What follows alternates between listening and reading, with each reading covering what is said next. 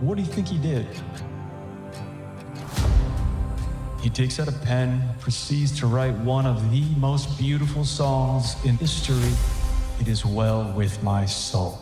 I Can Only Imagine did so well, more than 80 million. Is there more story to tell? Why are we doing this? That's $80 million?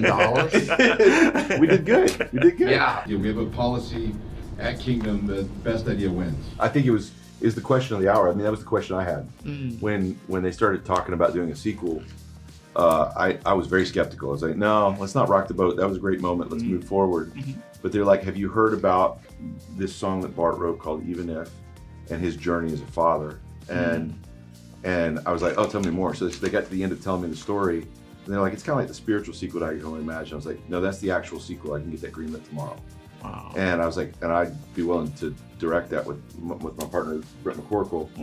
And I fell in love with it because it took it somewhere new. Because the first movie was really about fatherhood, but it's about Bart wrestling with his dad, that relationship. But his father was abusive and coming to terms with that. Now it's Bart as a dad of being like, nobody trained me how to do this job. And how do I give my kids what I was never given?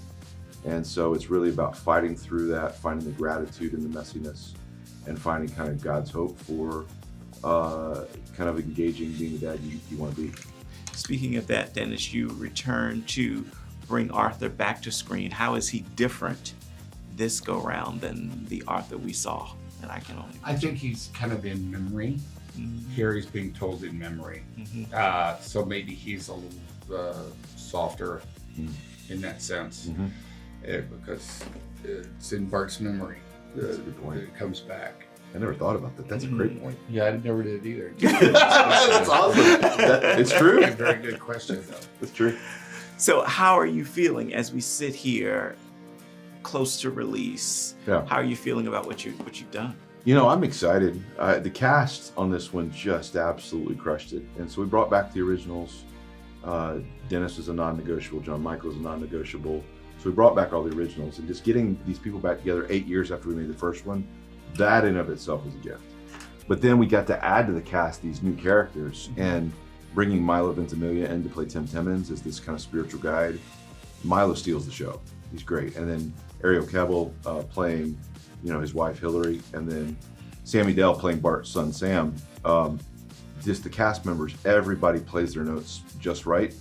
So the treat for me is you don't know what kind of movie you've got until you start showing it to test screenings. The audience decides.